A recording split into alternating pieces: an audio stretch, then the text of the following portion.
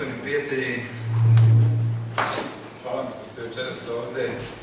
Nastavljamo četvrti ciklus tribine Savremeni čovjek i savremeni svet. Oni koji su češće ovde znaju da smo već objavili 3 zbornika iz prethodna 3 ciklusa, ali večeras imamo jednog veoma dragog i interesantnog gosta. To je dr. Alan Kарлson. Ja ću vam reći samo nekoliko osnovnih napomena koje možete i vi naći. On rođen u Ajovi, koji se deo 1949. godine, diplomirao na Augustina koledžu 1971. godine, sam doktorirao modernu evropsku istoriju na univerzitetu u Ohaju 1978. Predsednik je Centra za porodicu, religiju i društvo i osnivač Svetskog kongresa porodica.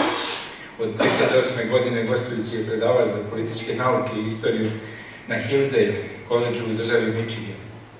Profesor Karlson je jedan od najvećih savremenih imena za pitanja porodice. Autor je 10-ak klasičnih knjiga o istoriji porodičnih odnosa, velikog broja radova, javnih nastupa, a više puta je svedočio pred Vrhovnim sudom Sjedinjenih Američkih Država i drugim sudovima u slučajevima povezanim sa problemima porodice i porodičnog prava. Večeras ćemo malo imati drugačiji sistem rada, to je nastup. Ja sam ovde samo da najavim ovaj skup. Moderator ovoga programa će biti naš dragi prijatelj, direktor Centra za evropske studije, dr. Miša Đurković, i on će moderirati ovo, a pre svega toga molim predsednika Matice Srpske, dr. Dragana Stanića, da postrani ovaj skup. Hvala.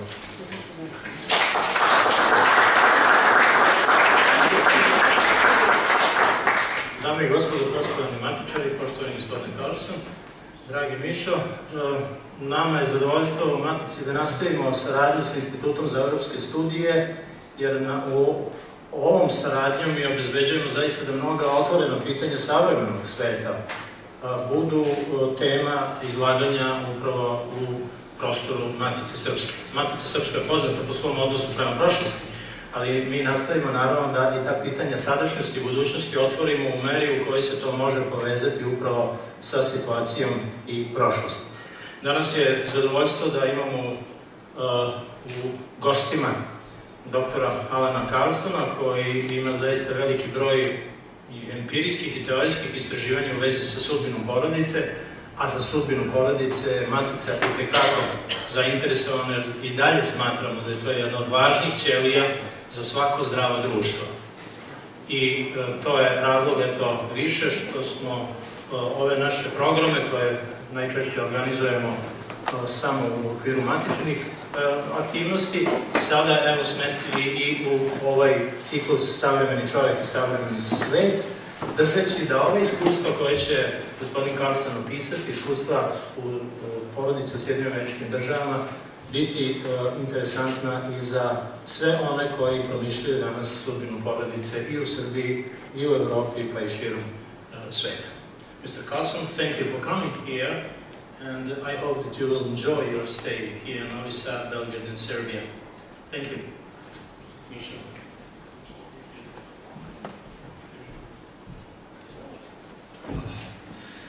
Poštovani predsjedniče Matice, dragi kolege iz Matice, uvaženi prijatelji, dear profesor Karlson, veliko mi je zadovoljstvo da vas pozdravim u ime Instituta za evropske studije i kuću koju ovde takođe predstavljam i da kažem da stvarno imamo privilegiju faktički da niz svojih programa i izvanredni gostuju zaista na koje smo, moram da kažem, pomalo ponosni, kao što je uvaženi profesor Karlson, možemo da podelimo, dakle, osim ovih predavanja u Beogradu, takođe i sa vama ovde u Novom Sadu i sa Maticom. To je, smatram, za jednu zaista veliku privilegiju, ali i zadovoljstvo da možemo zaista neke od ovih aktuelnih tema da podelimo i da otvorimo sa vama. Profesor Karlson je gost našeg instituta, Matice, Srbije i niza drugih organizacija koje se bave porodičnom politikom ovih 2 dana. Da najavim za one koji mogu sutra u Beogradu da budu prisutni, on će održati drugo predavanje, dakle od 17 časova, predavanje pod nazivom Dekonstruisanje porodice, švedski način. gde će govoriti o tome kako izgleda takozvani švedski model koji se kod nas dosta često hvali, a koji je po njemu jedan dosta veliki izvor problema jer ga je i Evropska zajednica, odnosno Evropska unija usvojila i kao što znate najozbiljniji indikator stanja porodice, rađanja i porodične politike, a to je dakle procenat fertiliteta u jednoj državi i u Evropi veoma nizak i ne obezbeđuje elementarnu reprodukciju. Dakle, gospodin Karlson je zaista jedno veliko ime, ja bih samo pomenuo ono što on danas radi kao jedno od najvažnijih praktičnih aktivnosti. Mi smo zajedno bili, on je sinoć došao, ja sam prekjuče, vratili smo se iz Kišinjeva, glavnog grada Moldavije, gde je održan novogodišnji kongres Svetskog kongresa porodica, koji je održan pod pokroviteljstvom predsjednika te države, gospodina Igora Dodana. Prošle godine je održan u Budimpešti pod pokroviteljstvom premijera i uz učešće premijera Viktora Orbana, a evo mogu da najavim da sledeći kongres porodica će vjerojatno biti sledeće godine, u stvari je definisano, dakle, u Italiji pod pokroviteljstvom jedno od najvećih zvezda savremene političke scene, gospodina Matea Salvinija, dakle, koji je ministar unutrašnjih poslova i po nekim najvažniji član vlade tamo. Dakle, očigledno da interesovanje za pitanje porodice, kao i kod nas, razumljivo, počinje sve više da se podiže u Evropi i u zapadnom svetu.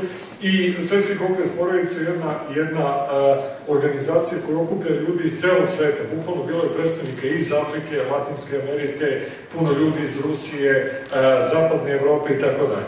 Ja neću dugo dužiti ovde, dovoljno smo ga predstavili i mislim zaista njegova predavanja ga predstavljaju samog. Hoću samo da vam pokažem dve od tih 10 knjiga koje su prethodnici pomenuli, dakle, koje je on ljubaznošću svojom donirao večeras biblioteci Matice Srpske i ko bude zainteresovan moći će da pročita. Dakle, to je knjiga American Way, odnosno američki način, porodica i zajednica u oblikovanju američkog identiteta. Kao što ćete vidjeti, on insistira da Amerika nije individualistička trgovačka republika, nego da je formirana kao zajednica, federacija, porodica i da je porodica nenadoknadiva i neizbežna osnova svakog ozbiljnog društva, pa čak i ekonomskog privređivanja. I ovo je njegova poslednja knjiga iz 2016. godine koja se zove Family Cycles, Strain, Decline and Renewal in American Domestic Life, 1630-2000. Dakle, porodični ciklusi, snaga, pad i obnova američkog domaćeg života od 1630. do 2000. godine. Ovo što bih izdvojio kao najvažniju stvar za nas, koju on pokazuje iz američkog iskustva, da ovaj pad koji se, nažalost, kod nas dešava nataliteta i biološkog opadanja jedne zajednice, jedne nacije, nije nužan. Dakle, i da on može da se prekine obnovom institucija zaštite porodice, često ide to sa obnovom vere, i da je to, recimo, u američkom životu u nizu navrata dovodilo dokle do 20 godina se natalitet bukvalno duplira i da se obnovi supstanca. Poslednji put 40. i 50. godina i tako dalje. Dakle, to su sve poruke koje su nama ovde bitne, da postoji nada da i mi možemo da obnovimo i povratimo vitalnost koju smo nekad imali. Dakle, još jednom vam se svima zahvaljujem, ne bi uzimao više vremena. Dear Alan, thank you as well for accepting to be our guest here, and I would like to take the floor and give us a lecture today. Thank you very much.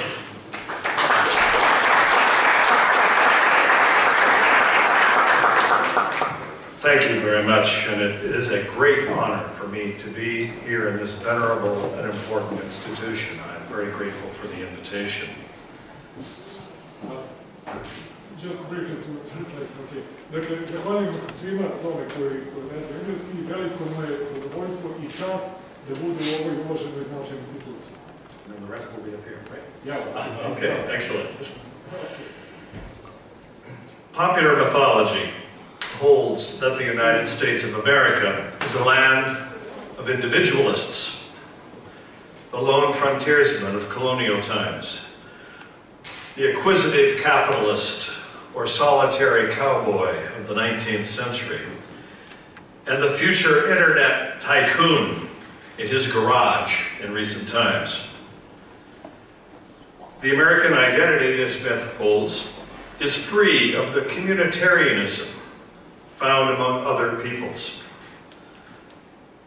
Rather, this myth holds that the American way is one of atomistic individualism, unbound by spiritual or kinship restraints. This is most certainly untrue.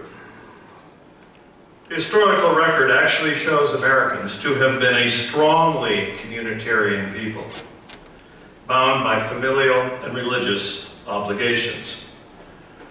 Most strikingly, Americans have been shaped by what I call the natural family model.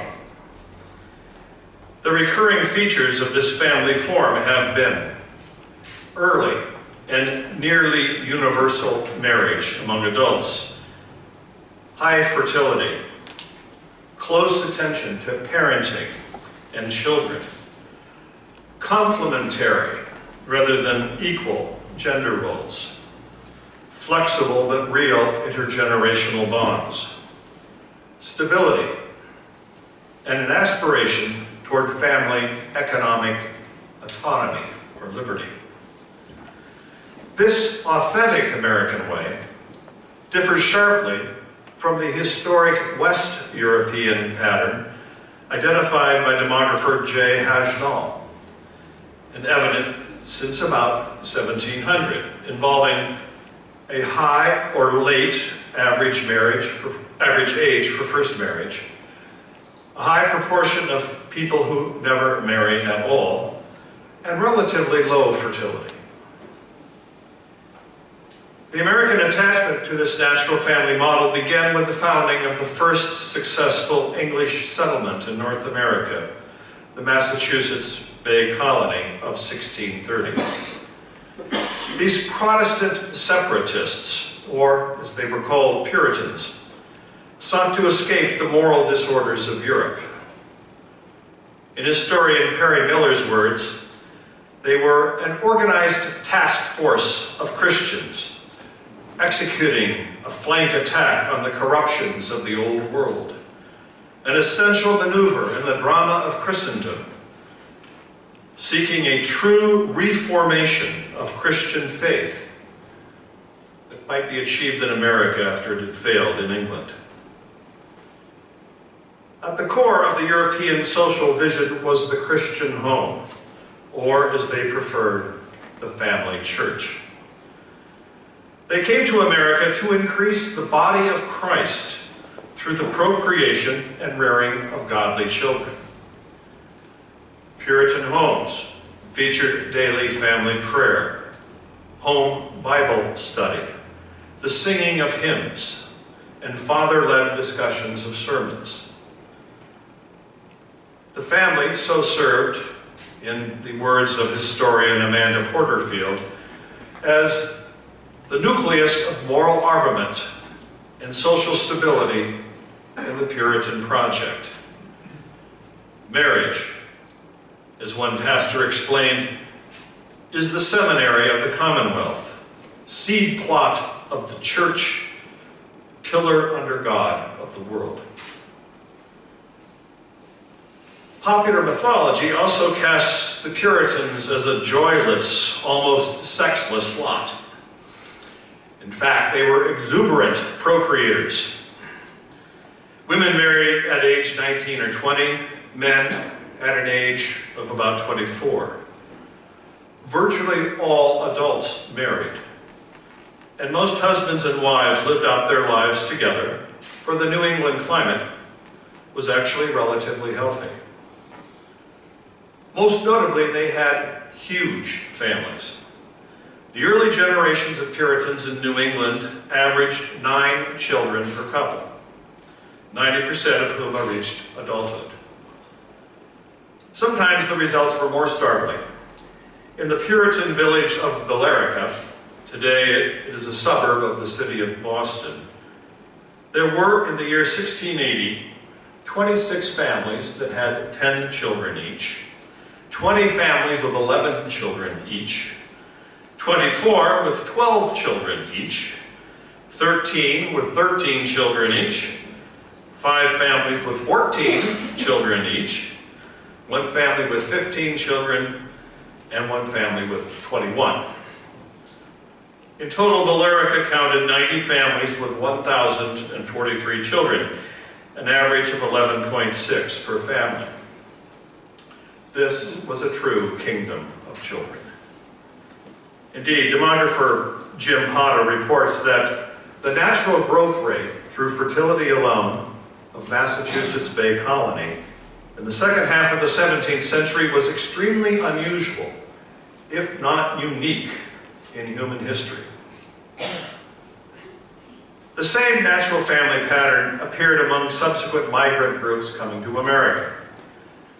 In the middle decades of the 18th century, for example, German Moravians, a Protestant sect, migrated from the Old Country to Lancaster County in southeastern Pennsylvania, the proprietary county founded by William Penn. The same striking family patterns emerged once again. Most women and men married at a young age. Indeed, 40% of the women entered wedlock before age 20, with an average of 20.9. Such marriages proved to be surprisingly stable. Divorce was unknown. Most impressively, these marriages were also fruitful. For those couples married between 1741 and 1770, the average number of children was 8.3. Another example of natural fertility, unhindered by any deliberate form of birth control. In a 1754 report to the Duke of Württemberg on German settlers in Pennsylvania, the visitor and educator Gottlieb Mittelberger could scarcely contain his astonishment. "It must be confessed," he wrote, "that the female sex in this new country is very fruitful." In both city and countryside, he continued, "when one comes into a house, one finds it usually full of children, and the city of Philadelphia is fairly swarming with them. Whenever a visitor meets an American woman," he added, "she is either with child," the English phrase for being pregnant, "or she carries a child in her arms or leads one by the hand." Seen here is the manner in which a cultural celebration of one motherhood and one familism worked to unify the emerging American people. Differences of language and cultural traditions were overcome and integrated by a shared family system that helped to define Americans as distinct from Englishmen or Germans. Writing in 1775, the year before the American Declaration of Independence, Harvard University theologian Edward Wigglesworth saw such developments as almost divine in meaning. Through births alone, he reported, the inhabitants of British North America doubled their numbers every 25 years. This was a rapidity of population growth not to be paralleled in the annals of Europe. Indeed, he continued, such a thing has never been equaled since the patriarchal ages of the Old Testament. And in that, he was actually correct. Early marriage, temperance in diet, and boundless tracts of new land enabled every new married couple to welcome children in unprecedented numbers and gain through honest work a comfortable support. During the 19th century, American numbers climbed dramatically again, fueled this time much more directly by immigration, particularly after 1845. The mythology of American individualism also emerged at this time, a product of attention to the western expansion of the American frontier.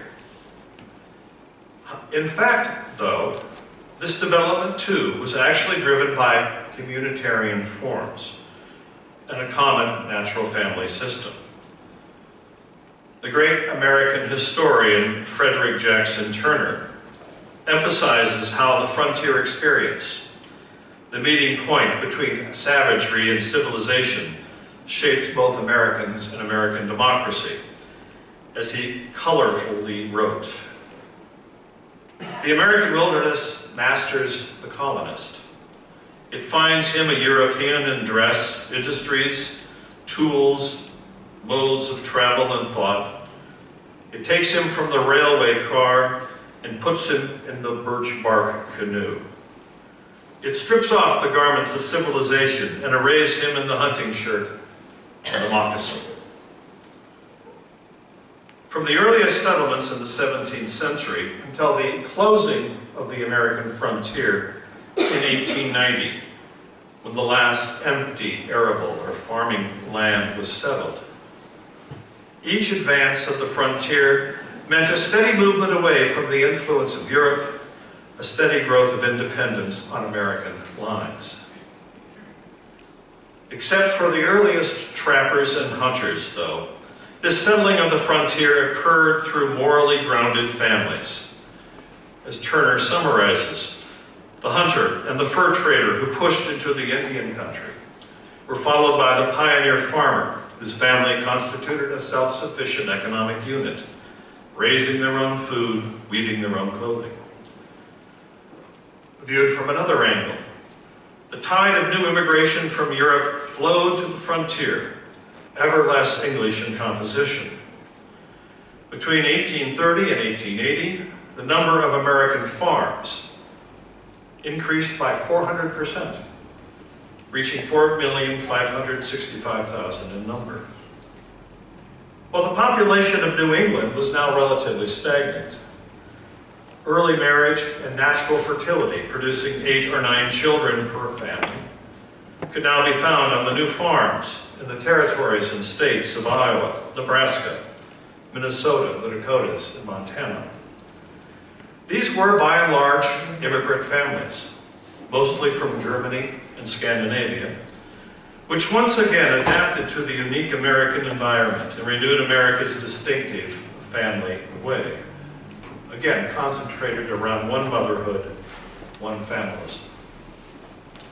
Also sustaining strong family life in 19th century America were religious currents, affirming, again, the Christian home in a new era. At the theological level, Horace Bushnell, in his popular 1847 book, Christian Nurture, rekindled a great and momentous truth, what he called the organic unity of the family. Rejecting modern individualism, Bushnell showed how the spirit of the house could guide children toward moral virtue. As he wrote, understand that it is in the family spirit, the organic life of the house, the silent power of a domestic godliness, that it is which forms our children to God. Popular female writers of this era concurred. Sarah Hale, longtime editor of the hugely influential Godey's Ladies Book and Ladies American Magazine, the first magazine in America to reach a circulation of over 1 million, paid special respect to what she called the Eden Laws. These were the moral and religious legacies of the Garden of Eden, still in force after the fall. Specifically, God's creation of human marriage, the divine command to be fruitful and multiply, and sexual complementarity in the home. In Sarah Hale's words, this meant that the man is the worker or provider, the protector and the lawgiver. Woman is the preserver, the teacher or inspirer, and the exemplar. She was particularly proud that Americans, more than any other people, she said, now, again, 1868, preserve the habits and feelings of those days.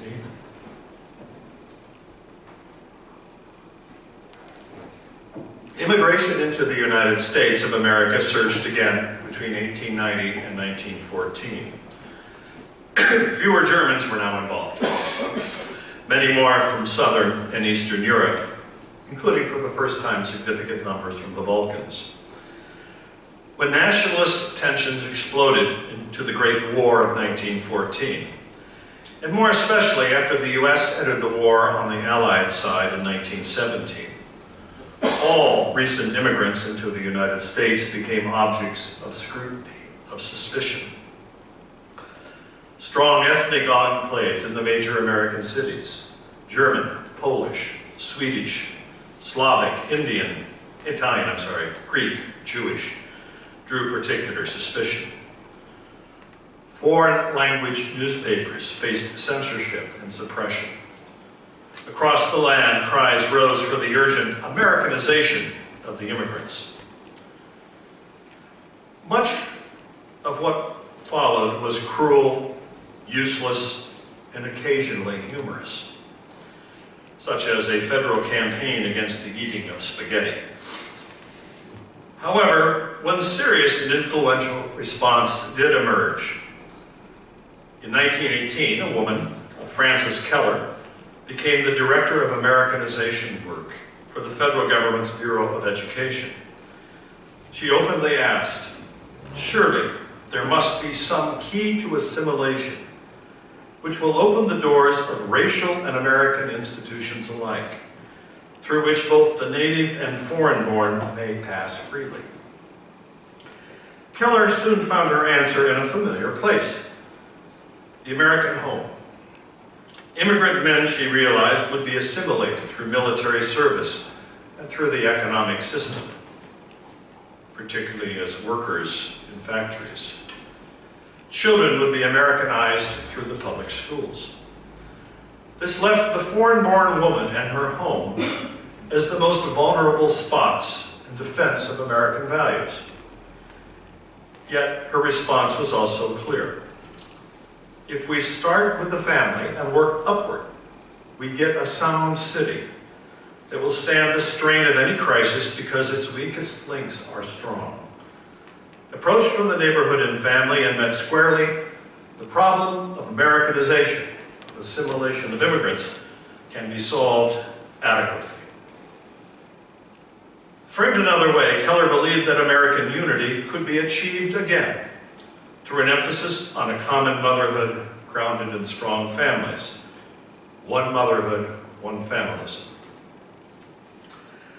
This insight fed into what historians call the maternalist campaign, which dominated the making of domestic public policy at the federal or national level for the next 50 years. Advocates held to assumptions quite compatible with the natural family model that was now 3 centuries old. Early and nearly universal marriage. The birth of at least 3 or 4 children per couple. Sexual complementarity, meaning, and this is in the words of the chief of the U.S. Children's Bureau, a living wage and wholesome working life for the men, a good and skillful mother at home to keep the house and comfort all within. A training of girls and boys in their respective skills of home production. The creation of incentives towards family ownership of homes and the land needed for vegetable gardening. And family-centered social insurance. This was the family model, again, of the Puritans in the 17th century, the German immigrants of the 18th century, the sodbusters on the American prairies of the 19th century, now summoned again in a new but familiar way to secure national unity. And this worked. American welfare, taxation, housing, and social insurance policies adopted in the 1930s and 1940s, combined with the compatible cultural shifts, produced remarkable results. A sharp decline in the average age of first marriage, once again to age 20 for women, average age of first marriage, and age 22 for men. Nearly universal marriage, embracing over 95% of American adults. Everyone, almost everyone, became married. A near doubling of the U.S. fertility rate in about 20 years. The growing popularity of home economics as a field of study for young women. A decline in the divorce rate, particularly surprising after a surge in the marriage rate. A vast expansion of the American middle class. as pre-1914 immigrants and their children experienced a true climb in real wages and a near doubling in the number of owner-occupied homes, reaching 40 million by the year 1965. These were the statistical signs of the marriage boom and the baby boom, which characterized American life from 1940 to 1970. Once again, the natural family model of one motherhood and one familism had succeeded in shaping American life. Well, why did this fresh expression not last? Two developments converged. First, the U.S. Congress approved the Immigration Reform Act of 1965. After a 45-year pause or hiatus, it reopened American borders to mass immigration. Notably, for the first time, large numbers of immigrants from places outside of the historic Christian framework would now be able to enter. Second, just when the integrative force of the natural family model was most needed, once again, to sustain national cohesion, it actually came under vicious attack. Radical legal theorists effectively took over the federal courts, creating, pretty much out of thin air, a series of so-called constitutional protections that undermined American family life. A right to birth control, 1965. A right to fornication, 1970. A right to abortion, 1973. And a right to engage in sodomy, the year 2004. At the same time, state legislatures adopted no-fault divorce statutes that left marriage as an empty legal shell, while another series of federal court decisions stripped away both the rights and duties that had defined fatherhood and the role of husband. The ideas behind these attacks came from a variety of sources. Marxist theorists in the universities and law schools, from feminists committed to full equality between male and female, despite any biological barriers, from neo-Malthusians who fretted and worried about overpopulation, and from sexual revolutionaries who despised monogamous natural marriage generally and disliked the generation of children in particular. The damage was vast, and it came rapidly. As early as 1973, one analysis, coming quite remarkably from a prominent voice of the sexual revolution itself, namely the Playboy press, summarized the situation quite well. Again, I'm quoting here from the Playboy press. What happened to America after the sexual revolution? Everything got devalued. Not just the dollar, but everything in American life. Virginity, love, God, motherhood, mom's apple pie. General Motors has less value now. So does the Bill of Rights. The quality of men available to lead was devalued. Our technology was devalued. Our institutions and our customs were devalued. The worth of an individual was devalued. All the pleasures were devalued. Sexual intercourse too, especially too. America's culture wars since 1973, conflicts over the intertwined issues of abortion, contraception, the nature of marriage, the protection of children, and immigration. These have been efforts to limit the social and cultural damage being done. Some minor victories for the natural family have been won. Overall, though, the revolutionaries still seem to be in control. But I predict that this will not last. With some confidence, I predict that Americans will recover their centuries-old attachment to healthy family life, to the natural family, to one motherhood and one familism. How might this happen? One possible answer comes from the British political scientist Eric Kaufmann in his recent book entitled "Shall the Religious Inherit the Earth?" A self-described secular liberal, Kaufmann nonetheless argues that religious fundamentalists are on course to take over the world through demography. By fundamentalist, he means any religious group, Christian, Jewish, Muslim, or other, within which biblical teachings on marriage and procreation do actually influence the behavior of adherents. In his survey of religious communities around the globe with above replacement fertility, that is, places which still have large families, he gives particular attention to some current American examples. Anabaptist communities, such as the Hutterites in the Dakotas in Montana, and the Old Order Amish, now found in 20 states. Ultra-Orthodox Haredi Jews in cities such as Brooklyn, New York, and Cleveland, Ohio. Quiverful Protestants found throughout the USA who reject all forms of birth control. And Latter-day Saints, or Mormons, found especially in the Intermountain American West. Already, such groups are expanding their relative share of regional populations.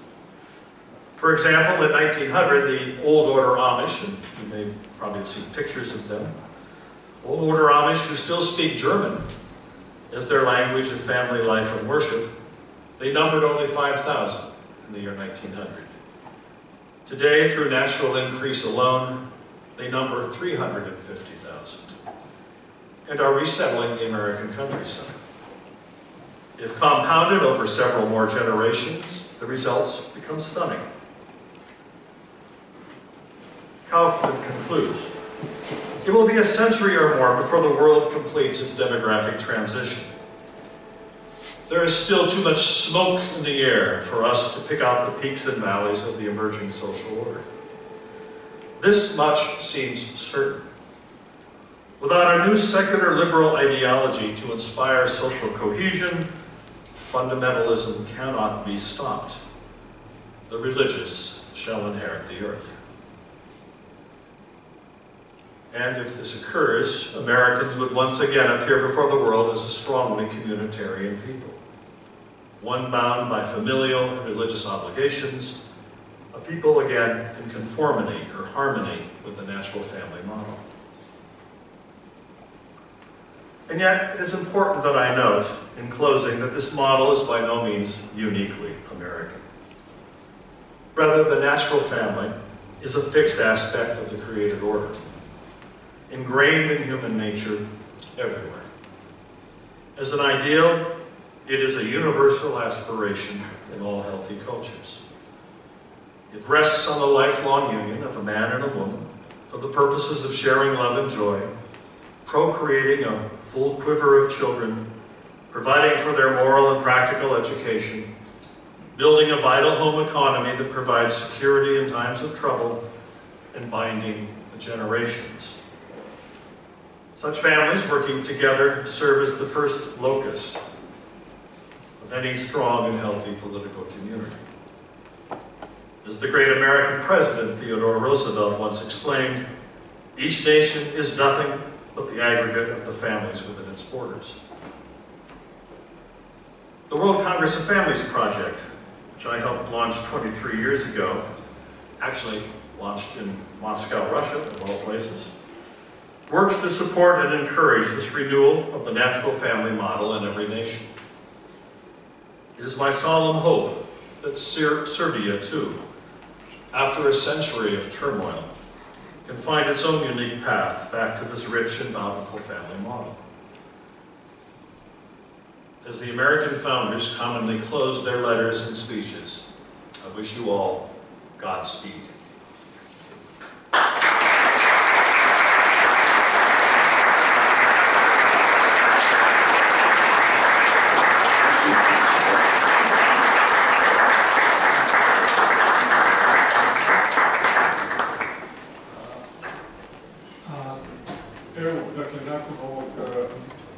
intenzivnog i vrlo preciznog uvodnog predavanja profesora Karlsona imamo vremena, dakle, i mogućnosti za nekoliko pitanja, kako je ovde uobičajeno na ovoj ozbiljnoj tribini.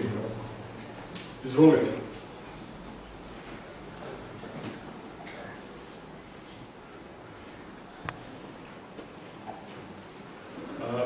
Gospodin Pedešić, izvolite. Ja nisam bio na samom početku predavanja, pa onda, ali rekao jedno probim znajte. Možda da na tom početku predavanja u prvom delu je bilo govora o revoluciji koja je pominjena sada na kraju.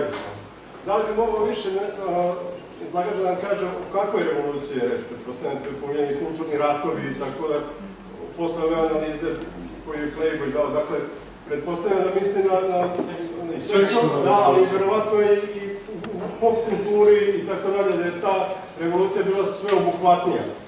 Dakle, to je.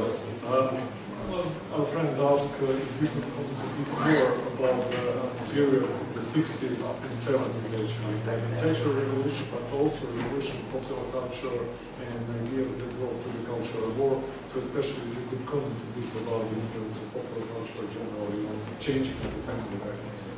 Well, in both of the books which were introduced and described earlier, I give extensive attention to this. And you are right, it was not just a matter of the sexual revolution. There were other things that took place at the same time. The feminist movement was quite strong, independent of feminism's attachment to the sexual revolution, which was never perfect. Dakle, obe knjige koje smo pokazali na početku se velikim delom bave i tim problemom i kao što ste i sami primetili, dakle, seksualna revolucija je bila tek jedan deo ukupnog korpusa raznih stvari koje su tada krenule da se menje.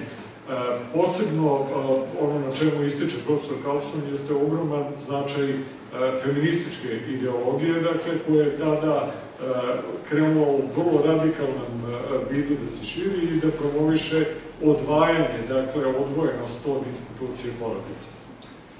Specifically, public policies that had supported a family wage for fathers and had supported very directly sometimes the mother at home disappeared both through court decisions and legislative acts. Ono što je posebno važno je takozvani sistem porodične nadnice, dakle, koji je uspostavljen bio kroz tradiciju, a reafirmisan merama iz 40. godina do 60. i 70. je bio na snazi, dakle, to je ideja u kojoj jedan pripadnik, obično to bio muškarac, ide da radi i sa tom porodičnom nadnicom, dakle, izdržava celu porodicu i tada su, dakle, sa tom jednom nadnicom imali mnogo pristojniji život nego danas sa dve nadnice.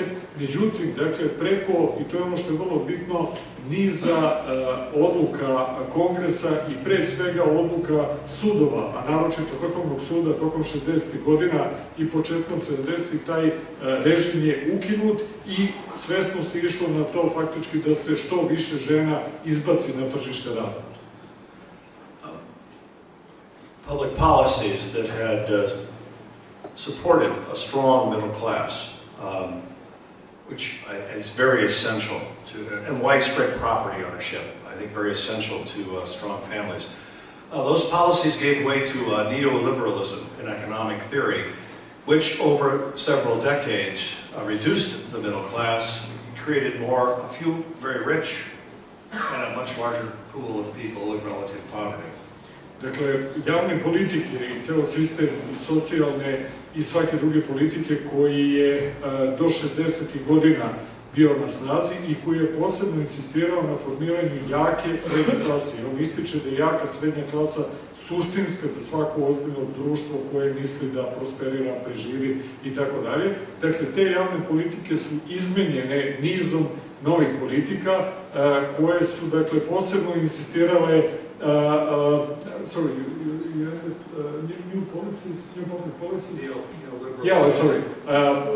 pre svega neoliberalne prirode, neoliberalne ekonomske prirode 60. i 70. godina, koje su napravili ovo društvo koje danas znamo sa malim brojem izuzetno bogatih ljudi koji kontrolišu tokove novca i velikim brojem proletera, kako se to govorilo, ljudi koji su stalno u dugovima i tako dalje. I nestalo je ono na čemu on insistira, što je uvijek bilo osnova američke politike, a u 19. veku, da dodajem i srpske, to je što šire raspoređeno vlasništvo, dakle što veći broj malih poseda ljudi koji su nezavisni od države i velikog kapitala. And it is also true, as I think the questioner said, there was a shift in the culture. A culture that had strongly affirmed family life and that focused on it both in many, many positive ways, gave way to a popular culture which took a certain amount of pleasure in attacking fathers, in attacking motherhood, in attacking the natural family order. Both, this was true in music, it was true in film and television, where mechanisms that had been in place to, without the state being involved, private mechanisms to make sure the movies were good and not nasty, those fell apart in the 60s and 70s. Dakle, uz to je naravno išao i veliki obrat tu, kao što znamo, izuzetno značajno u popularnoj kulturi, ali i popularnoj kulturi pre svega. I dakle, od recimo televizijskih serija, muzike i tako dalje, koje su afirmisane porodične vrednosti, pojavio se čitav talas artefakata, odnosno produkata veoma raširenih savremene popularne kulture, koje su, kako on kaže, našle neku vrstu demonskog zadovoljstva u permanentnom napadanju na sve ono što je bilo osnova klasičnog modela porodice, napadi na oca, napadi na ideju majčinstva, napadi na ideju porodice, suburbija, posebno predgrađa, dakle, i tako dalje. I to je dovelo dotle da te institucije, osnove tradicionalne američkog života i plodnosti počinju da bivaju prezirane, dakle, u nekom širem vidu i da kao rezultat toga promovišu se svi ovi modeli koje danas znamo kao hedonistički i antiporodični. Ok. Izvolite. Mene interesuje da li gospodin predavač upoznat sa likom i delom Serafima Roza i ako je upoznat, da li bi mogo da napravi jedno poređenje pravoslavnog puta istinskih tih otaca koji su se izrodili u Americi, Svetog Averkija, manastira Svetog Germana Aljaskog, znači neku komparaciju, čisto njegovo mišljenje da čujemo. Hvala.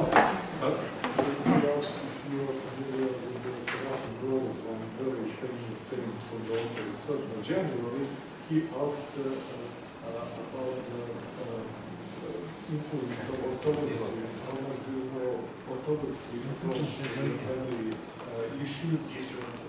Eastern Orthodoxy, and also he asked about Eastern Orthodoxy in America.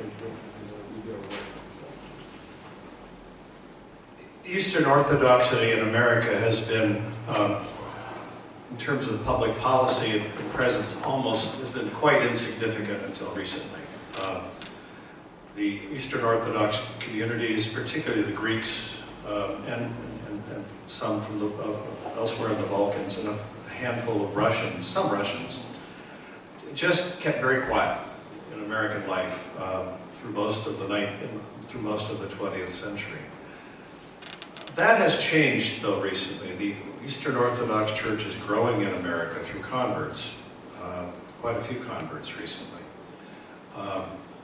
The other thing that has changed, and that is, I think, becoming hugely important, is that the Eastern Orthodox churches in Russia, Georgia, and other places, Moldova and other lands, is becoming quite vocal in defense of family life, and that in a public policy way. Dakle, generalno... Razumeo sam. Ali nisu drugi, moram Dakle, odgovor je da je on upoznat, naravno, sa postojanjem pravoslavlja i pravoslavnih tradicija, istočnih pravoslavnih tradicija na području Sjedinjenih Američkih Država i da kaže da tokom većeg dela 20. veka te tradicije i zajednice su bile dosta povučene i neprisutne u javnom govoru i javnim politikama. Međutim, kaže da se to dosta promenilo, recimo, u zadnjih godina, zadnjih par decenija i vidi to u vezi sa činjenicom da su i mnoge pomesne crkve, dakle, on tu pominje Rusku pravoslavnu crkvu, Gruzijsku pravoslavnu crkvu ili pravoslavnu crkvu Moldavije. Sad smo imali prilike da budemo sa mitropolitom Mihajlom koji je govorio na ovom kongresu vrlo značajno i lepo, da su počele otvoreno i sve više u javnom govoru, ali i kroz lobiranje za javne politike, da zagovaraju porodične vrednosti i odbranu porodičnih vrednosti.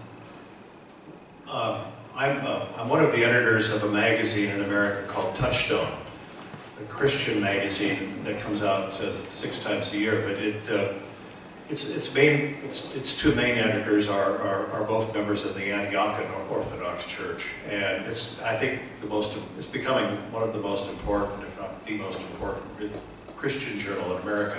So orthodoxy is becoming important in the American story, and I think in a good, positive way.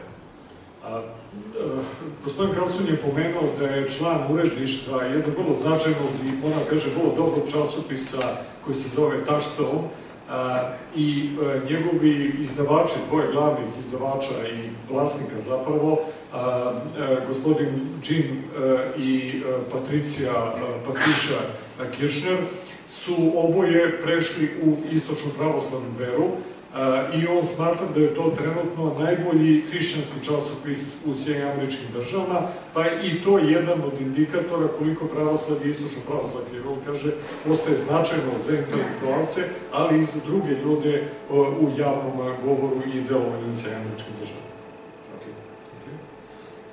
Izvolite. Često se govori o puritanskim izvorima američke kulture. Međutim, može se reći da Amerika nastala i u holandskom Novom Amsterdamu i u Njujorku i u novodastičku dugu. Pa me zanima kako izgledala porodica u ovim krajevima i da li se utjecaj tog modela porodice također prožila kroz današnju Ameriku. So, actually, our young colleague from our institute, asked that you were mentioning and speaking mostly about the Puritan model which started, but actually America was formed also as a, with a strong Dutch influence and Southern agrarian and slave owners as well. So he would like if you can comment a bit about their perception of their family and how it merged within the general American perception of their family. It's a good question, and I do answer the book Family Cycles briefly. The Virginia colony in the 17th century of America was very unstable. High death rates, both among the whites who settled there, but also among the slaves that began to be brought over after 1619. It was only after 1700 that Virginia colony settled into a fairly stable community. The Virginia and Maryland, the Chesapeake Bay area. Dakle, prvo ukazuje na to da je pitanje veoma važno jer širi, dakle, generalnu percepciju problema porodice tamo i ukazuje, počeo je da govori o problemu Virginije, dakle, države koja je imala puno robova, kao što znate, južna robovlastička država, u kojoj tokom 17. veka kaže da su porodice bile izuzetno nestabilne i da su, recimo, ono što je karakterisalo vrlo visoke stope smrtnosti, dakle, i u belim porodicama i među crnim robovima i da zapravo tek posle 1700. godine počinje da se stabilizuje situacija. By 1775, though, by the time of the American Revolution, the same pattern, family pattern I described coming from the Puritans, also was true in the Chesapeake Bay. And the really remarkable thing is true among both the white planters and the whites in the hills who did not own slaves, but who lived in small farms, but also among the black slaves themselves.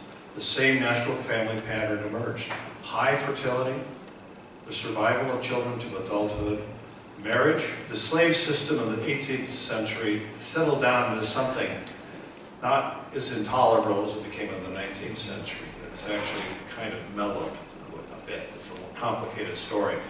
But African-American slaves, black slaves, had a family life that was remarkably similar to that of the planters, the white planters, the white owners of land.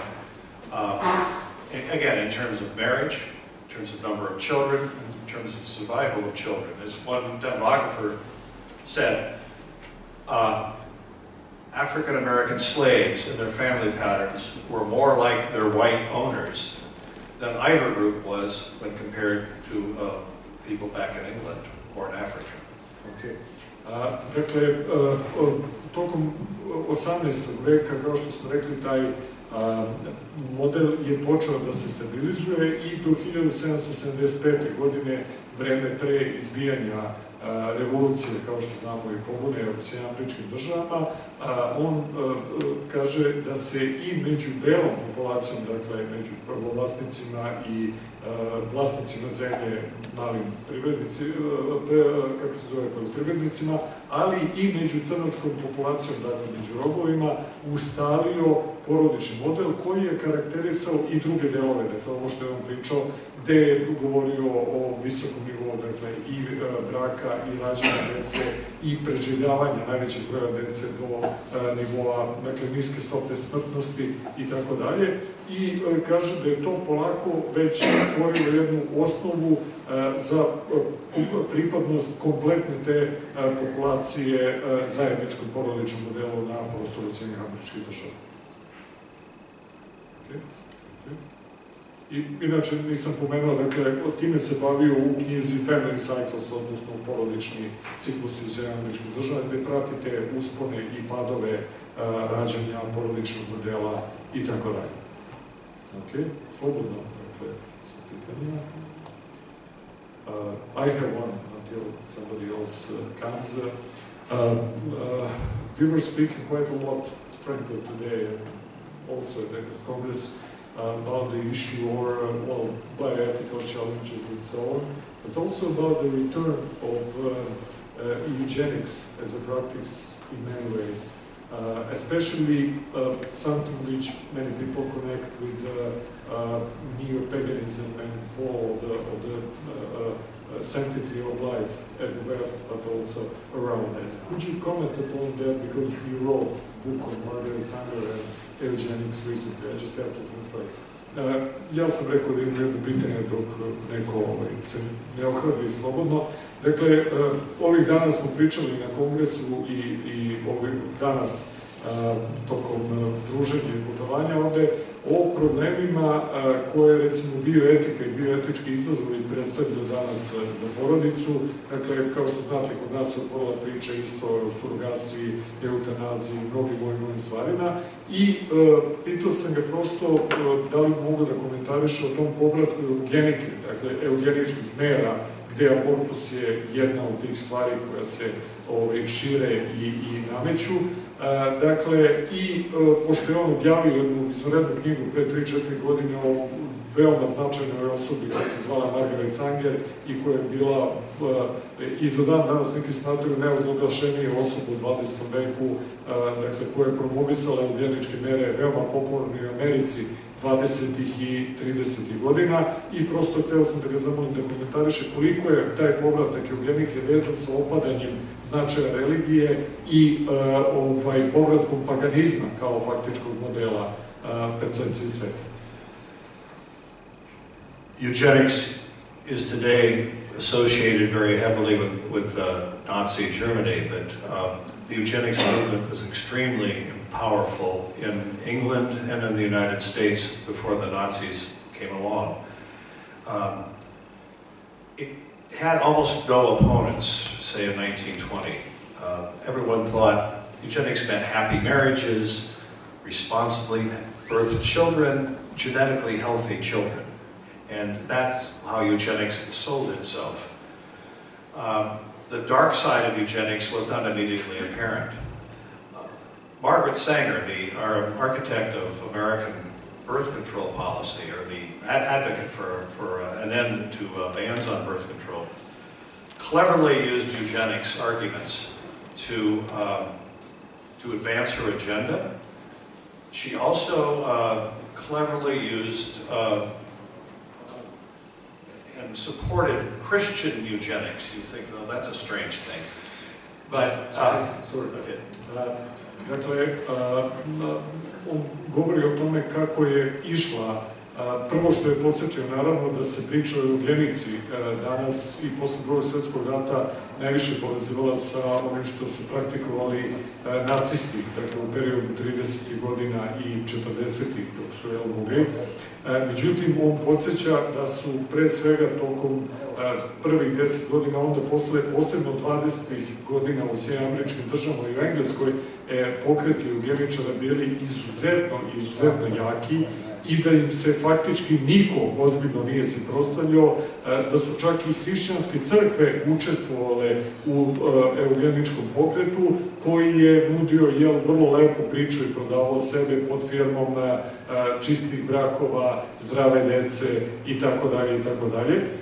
I posebno je napomenuo Margaret Sanger, koju sam ovde pomenuo, dakle, koja je inače jedna od osnivača organizacije koja se zove Planjalo roditeljstvo, odnosno Planned Parenthood, i koja je, dakle, izlobirala 20 i 30 godina, pre svega preko hrišćanskih crkava, da se uvede kontrola kontracepcije, odnosno kontrola rađanja, koja je posle toga legitimisana svodom. Well, just more specifically, and this is the dark side of the American story. I've mainly talked about the happy side. This is the dark side. Many Protestant pastors, leading Protestants, bought into the eugenics argument, were giving sermons in church on Christian eugenics, and some of this was strongly anti-immigrant. Some of it was strongly anti-Catholic in particular. And it's a complicated story, but Margaret Sanger cleverly used eugenics and Protestant fear of Catholic growth in the 1920s and 1930s to change public policy. Dakle, on kaže, postoji i tamna strana američke istorije ovog dela priče o porodici, pa i hrišćanstvo na neki način, i objašnjava kako je tokom 20. godina Margaret Sanger vodilo ozbiljnu kampanju, pre svega prema protestantskim episkopalskim crkvama, dakle, promovišući, kako je ona govorila, hrišćansku eugeniku, dakle, i pre svega igrajući na sukob tih paspovaca, odnosno belih protestanata, sa katolicima, dakle, deo toga je bio izrazito anti-imigrantska politika data, pre svega antikatolička, koja je insistirala na tome da se eugenika u smislu kontrole rađanja na svaki mogući način mora uvesti čak i silom, da bi se sprečilo preterano širenje katolika koje će po njima ugroziti opstanak američke bele protestantske nacije i tako dalje, i one, koristeći eugeničke argumente, faktički uspela da nagovori protestantske crkve da prihvati kontrolu rađanja i mnogi od tih veoma problematičnih mera koje je predavno na stranu. Izvolite, gospodine Đorđević. Hvala na predavanju. Thank you for the lecture. U Srbiji je prosječno žena rađa 1,3 dete. So fertility rate in Serbia is 1.3. To je jedan od najnižih stopa rađanja u Evropi i na svijetu. Which is one of the lowest per capita in Europe. By the way, we are the 6th oldest nation here. Dakle, mi imamo veliki problem što se tiče nataliteta. Which means that we have huge demographic and mortality and fertility problem. Da, zdravlje nam možete reći da po vašem mišljenju koji su socijalni, politički, religiozni, ekonomski razlozi tog stanja i kažu da se stanje poboljša.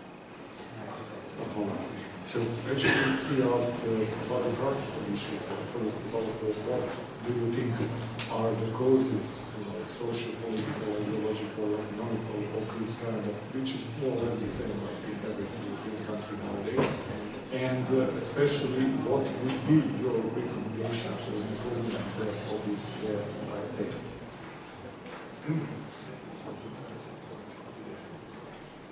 The birth decline, one level, is a very old problem.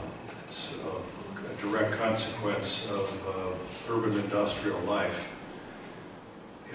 On the farm, the peasant farm, family farm in America, a child is an asset. In the city, by and large, a child is an economic liability. Dakle, uzroci su mnogovrsni, dakle, ali on ukazuje na to da je generalna urbanizacija, industrializacija u 20. veku znatno doprinula tom problemu, što znamo iz Srbije, jer, dakle, u sistemu u kome je na selu, na farmama, dakle, dete, kako oni kažu, asset, odnosno vrednost, i u praktičnom smislu neko ko će sutra obrađivati zemlju, brinuti o svojoj porodici i tako dalje, dok je u gradu se na dete gleda isključivo kao nešto što je potencijalno ekonomski problem, odnosno nešto što oduzima zadovoljstvo. With that said, public policy can help.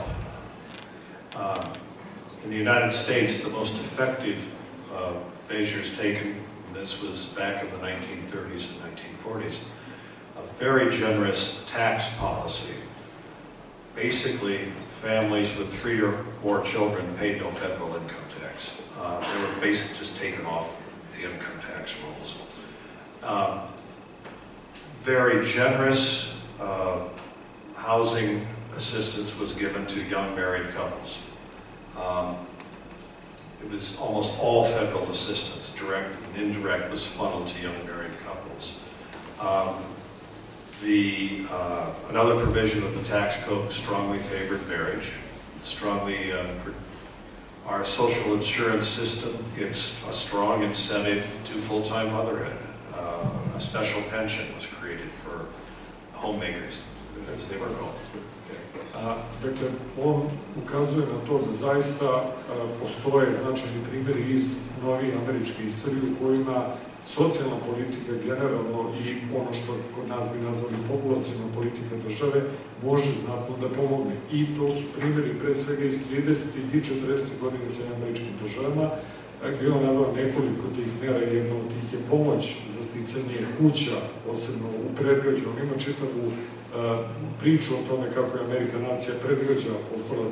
i 50. godina, polovina stanovništva živjela u predgrađima, da su ona očuvala model porodice, ali ono što on posebno ukazuje, to su, recimo, posebne penzije za određene kategorije majčinstva, ali ono što je kod nas, što recimo Orban radi, a kod nas je potpuno drugačiji model, dakle, umjesto da se daju donacije na novac, kao što je kod nas predviđeno ženama za rađenje pojedinačnog dece, dakle, da se ide obrnuto, a to je na smanjenje poreskih davanja. Što u Americi znate da one primaju bruto platu i da onda, dakle, sa smanjenjem poreskih davanja za svako dete se postiže zaista veliki efekt, da se postiče i rad i rađenje. Tako da su situacije da porodice koje su imali 3 ili 4 deteta uopšte nisu plaćale federalne poreze, na primjer, na prihode, nego im je taj novac ostavljao i tako dalje. Tako da postoje te vrste mera koje mogu da se primjene. All of those policies were weakened or eliminated between 1965 and 1975. I don't have time to explain how or why. It was a kind of madness took over, but it happened. In Europe right now, I think the one country that I think is consciously trying with clear forethought and with real determination to support an increase in the birth rate is the country of Hungary. Viktor Orban's party has made family policy the center of their domestic policy, and they're doing some very interesting and important things. We'll see if it makes a difference. Dakle, sve te mere populacione politike su u jednoj vrsti koju on naziva ludilom na neki način, zaista je nelogično je bilo. U Sjedinjenim Američkim Državama ukinute u periodu između 1965. i 1975. godine, što je naravno rezultiralo i padom fertiliteta, rađanja itd. U Evropi, kao što znamo, slični modeli su primenjivani, međutim, postoje dobri primjeri i on je pomenuo situaciju Mađarske danas za vreme vladavine Viktora Orbana, gde je Fides faktički obnovio mnogi od tih mera i gde je porodičnu politiku, proporodičnu i pronatalitetnu politiku, da kažem populacijnu, stavio u centar čitave politike koju vlada vodi danas. Okay, does anybody else have Neko drugi još, i vidim kolegu koji je već pitao, ako nema više drugih pitanja, izvolite da...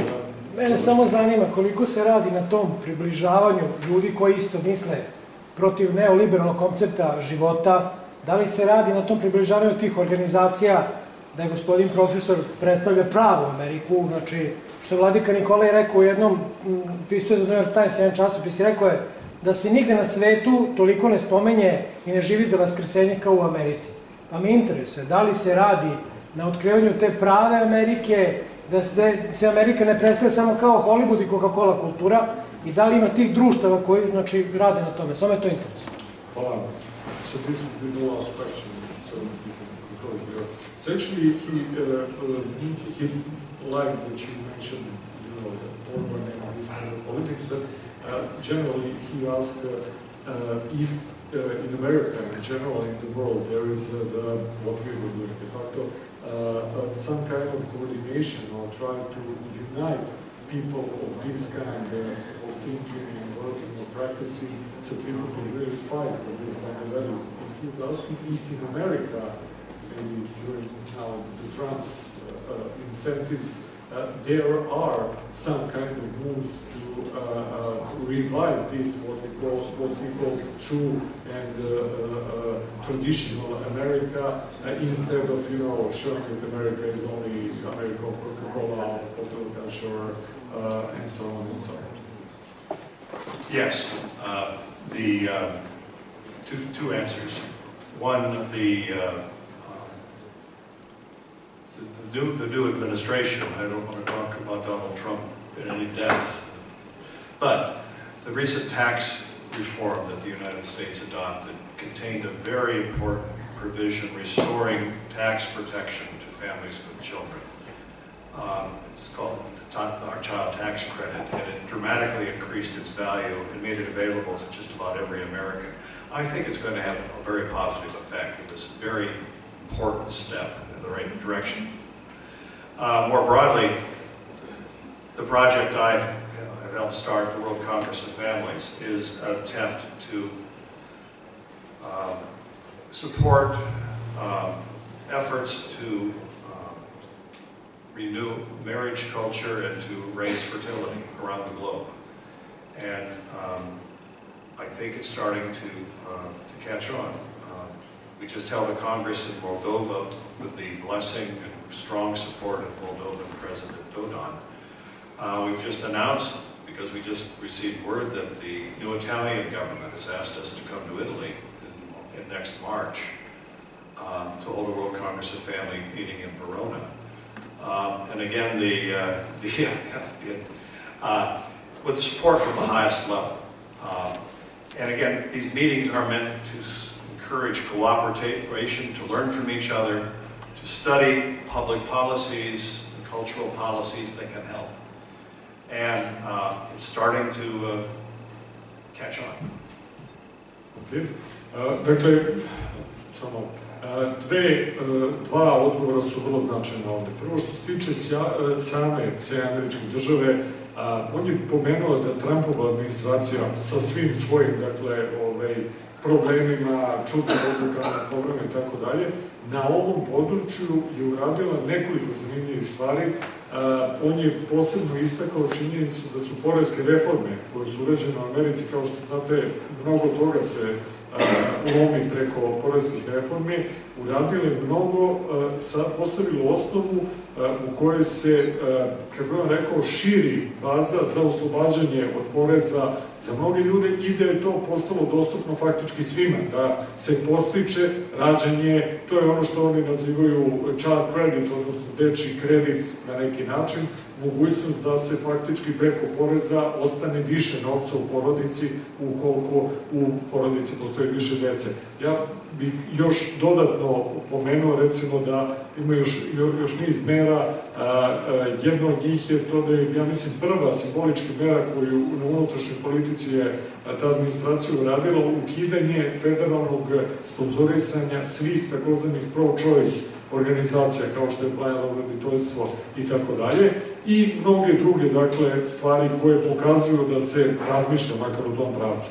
A druga stvar koju on ukazuje, to je ono što sam ja malo govorio u uvodu, to je projekat koji je on pre 22 godine pokrenuo, koji se naziva Svetski kongres porodica i koji danas funkcioniše tako što prelazi na jedan viši nivo.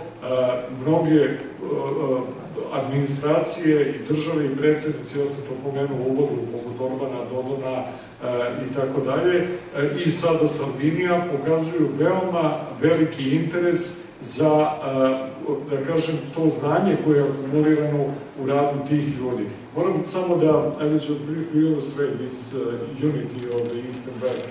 Dakle, ovogodišnji kongres je bio organizovan pod sloganom ujedinjavanje istoka i zapada za porodičnu politiku. Tako da, osim ljudi eksperata koji su bili prisutni, u isto vreme bio je i gospodin Pietro Parolin, dakle drugi čovjek Vatikana, državni sekretar Vatikana, i trebalo je da bude njegova svetost patrijarh Kiril, dakle, sve ruski koji nije mogu zbog ovih problema sa, kao što znate, sa Vasenskom patrijaršom, ali je bio njegov izaslanik i bilo je još nekoliko mitropolita vrlo visokih iz Ruske pravoslavne crkve. I intelektualci koji su dolazili bili su od Amerike, Rusije, Evrope, celog sveta, tako da se ozbiljno radi na objedinjavanju tog korpusa znanja i na njegovoj ponudi, dakle, ka donosiocima odluka, uključujući Ujedinjene nacije i tako dalje. I evo sad zaista posljednje pitanje, izvolite. Meni se po njegovom mišljenju, kako bi izgledala ekonomija Amerike, da oni nisu stopirali tu porodičnu vrijednost, odnosno taj porodični natalitet. Jer oni, koliko sam razumio, su stopirali kad su zaokružili kompletno svoje granice i resurse u kojima su ostali. A do tada, kad su imali ekspanziju teritorije, oni su imali tu teritoriju da daju porodicama na osnovu čega bi se one finansirale na uštrb američkih urođenika. Njihova populacija strmoglavo padala, dokle su oni forsirali svoju populaciju sa 9 djece, 10 i na svakih 25 godina se duplirali. A kad su se zaokružile granice i resursi kad su se zaokružili, kako bi sad to izgledalo, na 330 miliona, za 25 godina već 700 miliona, za 50 godina milijardu i pol. Okay, hvala. So he was asking actually that the whole model that was created in the 18th and 19th century, which you were expanding about the extension, which he said, of course, was due to the language of the Muslim people, of course, in Matica. Actually, he said, if this model, it was a bit of neo-Malthusian, how should I say, approach, if you have now the borders that are circumscribed somehow, defined, and with this population of 50 million, if the model was kept and preserved, which, you know, for example, doubled your population every 25-30 years, could America sustain this, or would it do like Europe has done, for example, in the 19th century, to expel a lot of people? Like in 50 years, it would be like 1.5 billion of people in America. But right now, because of Europe was so populated with people and they could not use that model at all. Please. I hope I have to worry about that someday. I don't think that's going to be a problem for a long, long time. The point you made is theoretically possible. But right now, the American countryside is largely empty because industrial farming has come along. Except, again, the old order Amish, the Amish and other groups still farming the old way are coming back and growing once again. But the American is empty. Small towns are empty. The same things happen. Urbanization has dominated. So there's plenty of space in America for a doubling of people. If we could achieve that, I don't expect to have to worry about that in my lifetime. But there's one last thing. But the same is true for Europe now. You're right. Europe became very crowded. But I fly over the European fields, and again, the countryside in Europe looks pretty empty to me now too.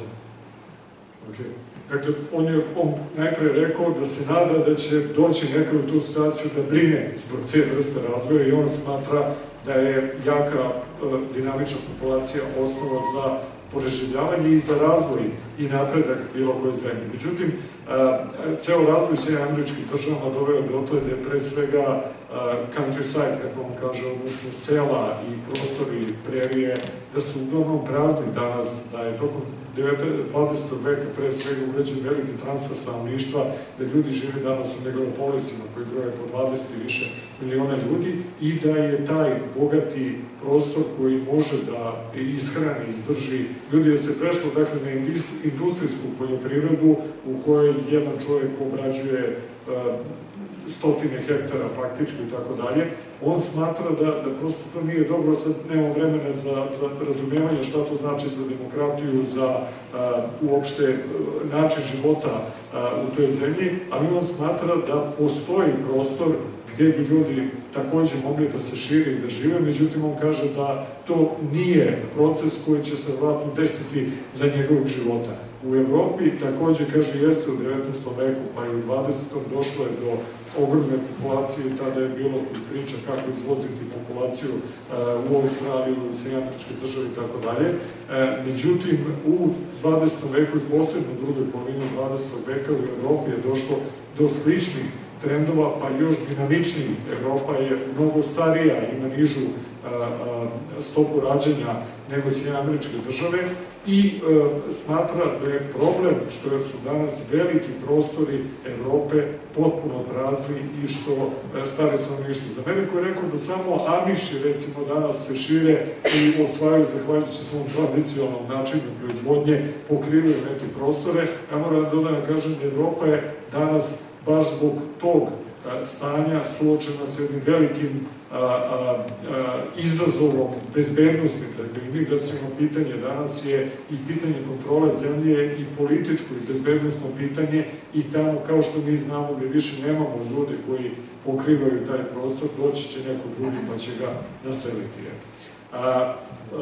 Hvala vam svima što ste došli danas i što ste bili sa nama i na izvanrednim pitanjima, evo moram kao moderator da kažem, naravno, pre svega hvala i predsjedniku i ljudima iz Matice na izvanrednom pripremi svega ovog i moram da kažem da mi je pre svega velika zadovoljstvo kad vidim puno mladih, u svo dužno poštovanje prema starijima, da ovoliko mladog sveta je danas bilo sa nama. Hvala vam puno i sad ću samo da se zahvalim profesoru i zamolim na kraju.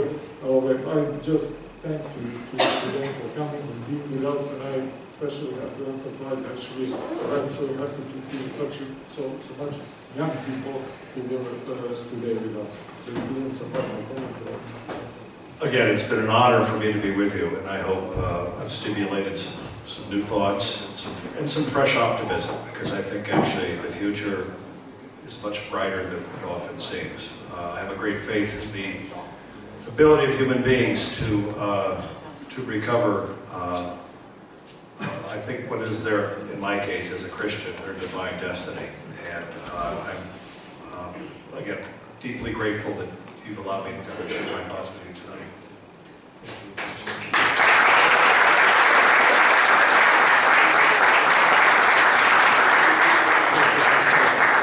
Što oni koji nisu razumeli kratko, dakle on je ponovio da mu je velika čast bila što je bio večera sa nama i da će ove njegove poruke i ideje izazvati pre svega podsticaj kod ljudi ovde na razmišljanje i možda promišljanje nekih u već uspostavljenih i predrasuda i ideja o svemu ovome i želeo je da posebno naglasi pozitivnu poruku na kraju, da on vidi puno razloga, uprkos mnogim dramatičnim i pesimističnim pogledima, ne samo zbog vere, on je pomenuo značaj svoje hrišćanske vere i vere u božansku promisao i smisao, nego i da postoje, kako bi rekli, i racionalni razlozi za veru u to da će se populacija i vera u život obnoviti, dakle, na raznim prostorima, pa takođe i kod nas. Thank you very much.